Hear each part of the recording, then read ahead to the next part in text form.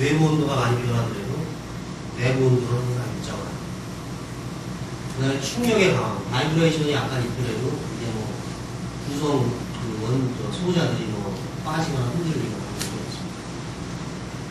그 다음에 구성 소자가 적어요. 바로 들어가서 그레이팅 하나 놓치면 바로 검출이 있기 때문에 중간에 어떠한 그 빛의 그 로스 현상이 거의 배제가 됐어요. 그래서 아주 강도 높은 빛을 검출할 수 있다. 이 부분은 이제 검출기, 리드아웃 시스템 쪽인데, 지금 이 맥스X 같은 경우는 차지 커플드 디바이스를 사용해요. 그 다음에 지금 HMK에서 사용하고 있는, 현대해치를 사용하고 있는 라 모델에는 CCD도 있지만 PMT가 박혀있죠. 그래서 라 M9은 PMT로만 되어 있고, 라 M10은 CCD하고 PMT가 이제 결합되어 있는 하이브리드 방식의 신개념 분석입니다. 신승장비는 스펙트로에서는 CCD도 경험을 가지고 있고, 그 다음에 PMT도 경험을 가지고 있기 때문에 그거를 결합한 모델이 지금 이제 출시가 되기 시작합니다. 현대제체에서 사용하고 계신 것보다 지금 하이스코어에도 사용하고 있죠. 예, 그쪽에 람 M10이에요. 공정 쪽도 들어있죠. 네, 공장 쪽. CCD PMT 결합합니다. 근데 스펙트로 맥스X나 맥스는 CCD만 사용합니다. 그래서 왜 그러면 CCD만 가지고 사용할 수 있느냐?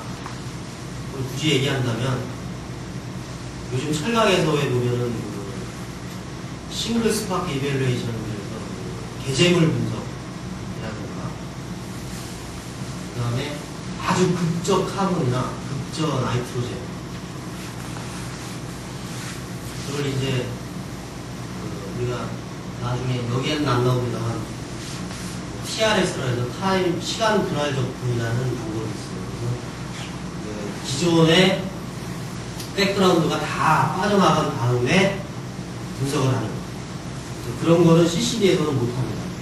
PMT에서만 할 수 있어요. 그래서 그럴 걸 할 경우에만 포트 멀티플라이어를 튜브를 쓰고, 나머지는 전부 차시코프 디바이스입니다.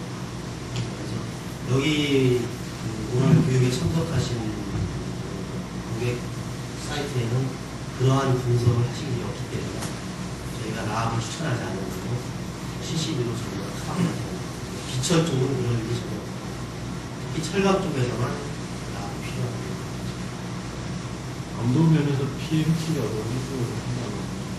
감도 면에서 감도는 비슷한데 시간 분할 접근 같은 거를 여기서는 못해요. 이거는 1대1 감흥이거든요. 1대1. 그러니까 빛이 포톤이 여기 부딪히면은 얘는 어떤 역할을 하냐면 차지를 하나를 발생을 시킵니다. 그래서 그거를 증폭하는 기능이 있어요.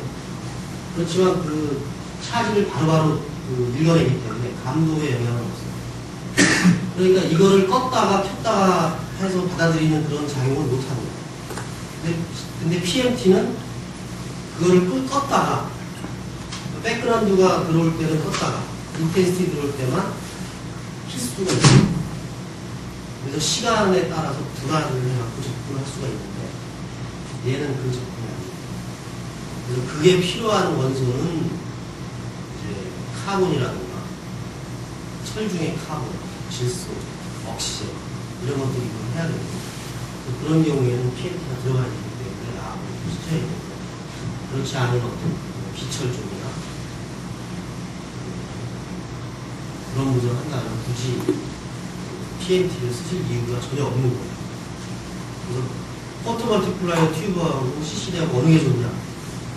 저는 CCD가 더 좋다고 얘기해요. 왜냐하면 간단하잖아요. 그 다음에 메인테넌스가 없어요. 감도 저하도 없습니다.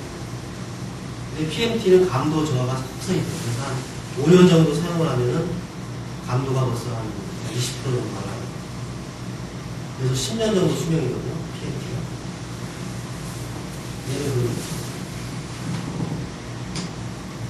자, 여기까지 이제 기계에 대해서는 뭐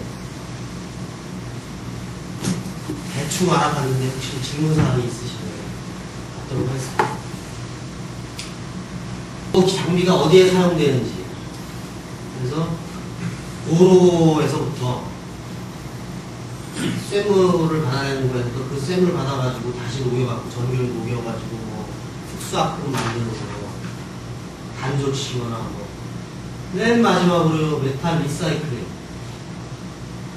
스크랩이라고 그러죠. 뭐 만들고 남은 찌꺼기, 고물상이라고 그러죠. 그런 데서도 이런 장비를 사용을 합니다. 왜냐하면 구성 원소에 따라서 모철의 값이 틀리기 때문에. 그다음에 뭐 스테인레스 350이나 304에 따라 이렇게 틀리니까. 그래서 돈에 연관되기 때문에 이 장비는 돈을 많이 버는 장비예요. 잘 쓰시면. 그다음에 여기 이제 한남금속이나 다 넌페러스 쪽에 알루미늄, 주석, 납베이스. 다른 해주면 안 돼.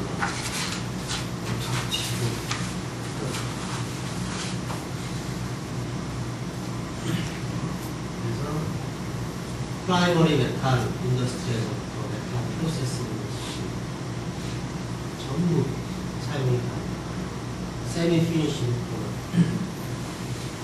그래서 이 장비가 지금 뭐 현대 세아 베스틸이나 현대 자동차나 세아 베스틸은 그 단조를 치는 그 스틸 바를 만드는 우리나라 부치의 회사죠. 마켓 시어가 50%거든요. 거기에도 거의 뭐 6대, 7대씩 사용을 하고 있죠. 그리고 그거를 이용해, 거기서 만든 부품을 이용해서 자동차를 만드는 현대 자동차에도 에어팟이 쓰고 있습니다. 그래서 그냥 우리가 타고 다니는 자동차도 그냥 만드는 게 아니라 스텝 바이 스텝 전부 그냥 이걸로 찍어가지고 출시를 해서 나옵니다. 제일 마지막으로는 이제 메탈릭스. 이쪽에는 주로 휴대용, 이거보다는 휴대용 상품이 있습니다. 자, 그리고 본격적으로 이제 맥스 X에 대해서. 이거는 제가 좀 조심스러운 게, 맥스 X를 지금 현재 사용하고 계시는 분은 하나도 오늘 기울고 오시는 분. 그리고 맥스 X 전 모델이 맥스 모델입니다. 옵틱은 똑같습니다. 근데 스파크 스탠드가 약간 바뀌었어요. X하고 XX. 소프트웨어도 좀 바뀌었나? 아이칼 이런 식으로. 아이칼은 똑같죠. X는 이제 고전적인 표준화 방법을 쓰고, XX는 좀 이따 나오려면 아이칼이라고 하는 스탠다리제이션 엑소드를 스펙트로가 개발한 그 엑소드를 사용하고 있습니다. 모델은 이렇게 세 가지가 나와요. 아까 제가 자외선 가시광선 그래서 XXD는 가시광선만 분석할 수 있는 장비고, F는 이제 자외선 가시광선을 다 할 수 있는데 실소는 안 되는 그런 모델이고, M은 자외선 가시광선 다 되고 실소까지 있고, 한남금속은 위에 들어갔어요. 저희 상위 기준에 들어갔어요. 나중에 기계를 오픈해서 직접 보시겠지만 그림으로 보시면 이게 옵틱입니다. 그래서 우리가 이제 하프 쉘 디자인을 해가지고 조개를 생각하시면 돼요. 조개를 이렇게 해서 조개 껍데기를 팩 열면은 그 안에 조개살이 들어가죠. 마찬가지로 그 바깥에서는 조개살을 우리가 볼 수가 없습니다. 여기서는 지금 옵틱 컴포넌트를 못 보세요. CCD가 어디 있는지 하나도 안 보이잖아요. 그 CCD는 여기 이렇게 여기를 뚜껑을 획 열면은 그 안에 들어가 있습니다. 그래서 외부하고 완전히 차폐가 되어 있습니다. 그래서 외부의 어떤 온도 변화라든가 진동이라든가 이런 거에 완전히 자유롭습니다. 그러니까 이 전체 온도가 컨트롤이 되기 때문에 외부 온도에도 전혀 시작합니다. 이게 자외선 옵틱입니다. 160에서 140. 이게 F 버전, 이게 M 버전. 근데 여기로는 빛이 다 F 들어가고, 이거 전 옵틱은 빛이 5 옵틱. 아르곤 플로우를 자동 최적화시켜주는 아르곤 플로우가 여기서도 흐르고 여기서도 흘러가지고 스파크 할 때 찌꺼기 전부 몰고 일로 쭉 빠지게끔 해서 이거를 자주 청소해 주실 필요가 없어요. 물론 뭐 몇백 번 스파크하면 한 번씩 해주시는 건 좋죠. 이 자체의 그 오픈하는 것도 여기 네 군데에 있는 원터치 그리고 전부 하게끔 되어 있는데 나중에 직접 실물을 보고 설명드리는 게 더 이해가 빠르실 것 같아요. 이쪽이 UV 이렇게 DC 다이렉트로 들어가는 이쪽이 가시광선 쪽에 빛이 유입되는 파이브 옵틱이 이렇게 연결되어 있습니다. 나중에 보세요, 진짜. 이것도 마찬가지로 리무버블 윈도우 그래서 이 부분이죠. 스파크 스탠드의 이 부분이 원터치로 되어 있어서 그걸 자유자재로 끼고 할 수 있어서 이 직광 렌즈를 윈도우를 세척하기 편하겠고 지금 우리 경쟁사들은 이게 다 안으로 들어가 있습니다. 그래서 옵틱을 열어야 돼요. 근데 저희는 엄청 유지보수가 아주 필요하게 되어 있습니다. 랍도 마찬가지입니다. 랍 M9 말고 M9은 열어야 돼. M10은 이렇게 있어. 이거는 이제 분진 제어요. 필터. 얘는 유해 가스 중화용 물을 채워주셔서 물을 먼저 통과하지. 타입이 두 타입이 있는데요. 요즘 나온 거는 물을 먼저 통과하고 면을 먼저 통과하고 예전 구 같은 경우는 면을 먼저 통과하고 그래서 뭘 먼저 제거하느냐. 요걸 통과하면서 유해 가스들이 제거가 되고 중화가 되고 제거는 안 되죠. 여기를 통과하면서 이제 아주 미세한 분진이 사용자가 비임하시면 나쁠 수 있습니다. 제거해서 바로 채우지 않고 다른 부분이 붙입니다. 이거 이제 플라즈마 제너레이터인데 여기 아까 말씀드린 이 플라즈마가 이제 뭔지 아시겠죠? 아르곤 플라즈마예요. 시료하고 전체 디지털 소스로 이렇게 다 바뀌었어요.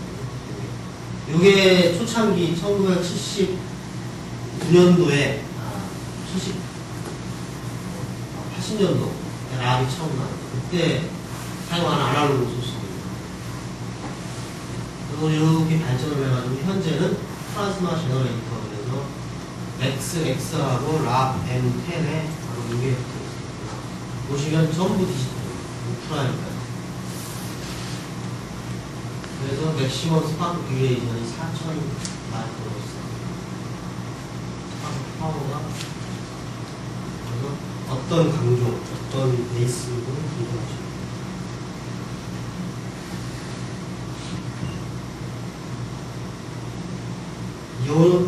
이해 CCD가 뭔가에 대해서 이해를 돕기 위해서 이 카메라를 여니까 우리 집에 있는 디지털 카메라가 전부 CCD 디텍터입니다. 그 다음에 우리 휴대폰에 있는 전부 CCD.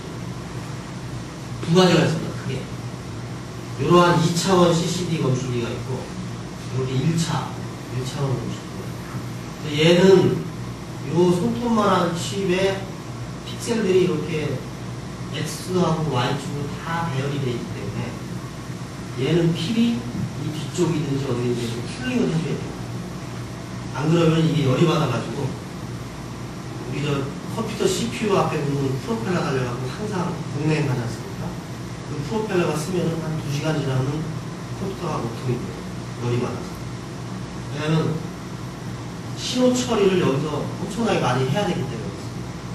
그래서 이거는 필히 이런 2차원 검출기는 칩을 쿨링을 해줘야 되고 또 쿨링하다 보면은 한 면은 뜨겁고 한 면이 차갑고 그러면 응축되고 말이기 때문에 여기다가 가스를 들어주고 막 이래야 돼요.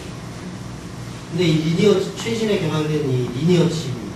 소니사에서 개발된 건데 이 리니어 칩은 요 하나 픽셀을 이렇게 잘라갖고 리니어를 만들어놨다고 보시면 돼요. 그러니까 빛이 여기 아무리 갖다가 부딪히더라도 포톤을 차지로 바꿔갖고 처리를 아무리 빨리 하더라도 얘는 열이 안 받습니다.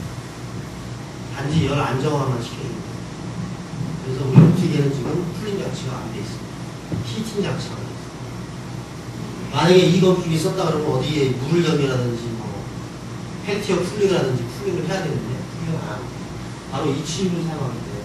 그래서 그 다음에 아까 그 옵틱에서 보셨다시피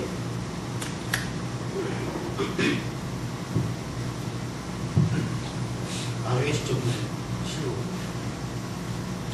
이 칩에 대해서 각각의 그 리드하고 그러니까 데이터를 처리할 수 있는 신호 처리 단자가 각각 붙어 있기 때문에 속도가 무지하게 빠릅니다. 그래서 속도가 0.01초.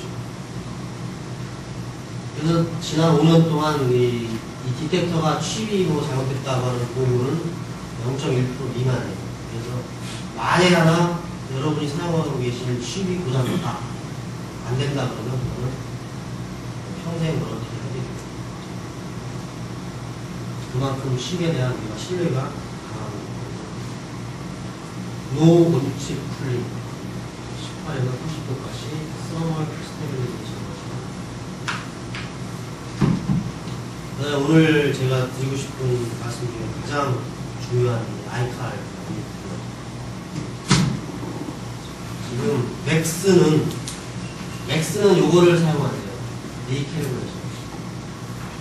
그래서 리캘리브레이션 샘플이 베이스별로 약 3개에서 5개, 많게는 6개까지 아마 지금 보급이 있을 거예요. 그래서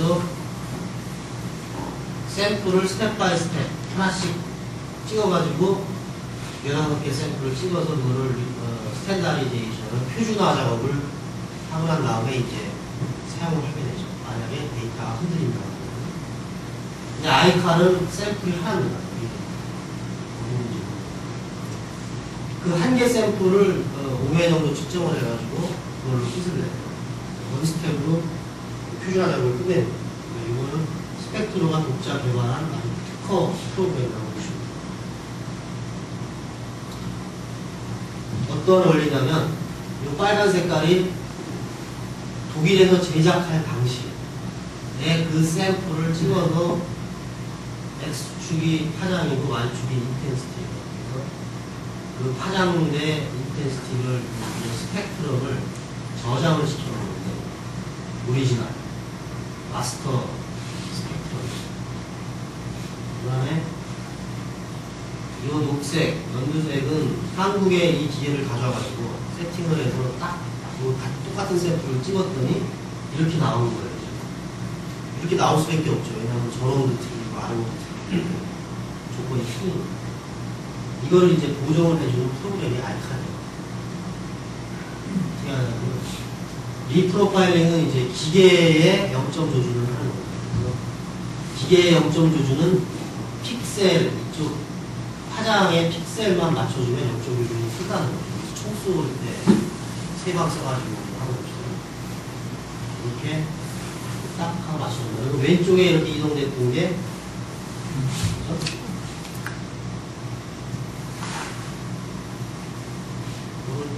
오른쪽으로 쉬프트 됐던 게 왼쪽으로 맞춰주면서 이 이동한 만큼의 팩탑 값이 얻어지죠. 소프트웨어. 그러면 0점 조준이 끝나는 거고, 리프로파일링 언더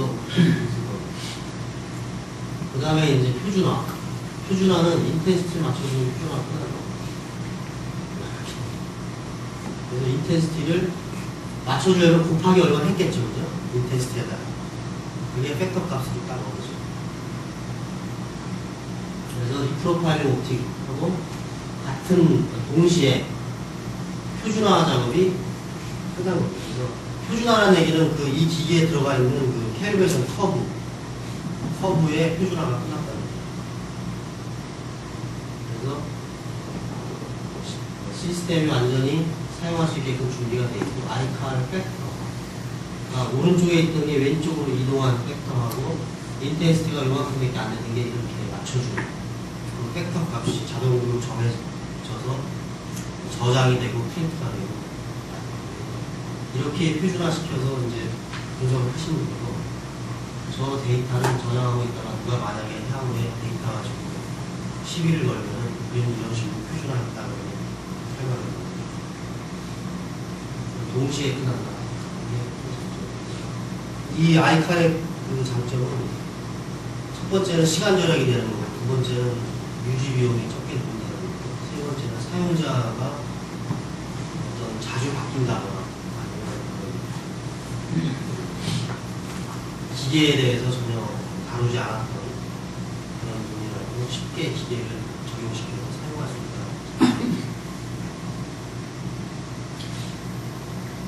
여기까지 이제 뭐 저희 스펙트로 맥스에 대해서 좀 알아봤고요. 나머지는 저희 맥스에 대한 자랑인데, 자랑은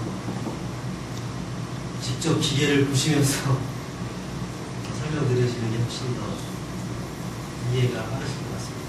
여기까지 제가 준비한 거는 다 했고요.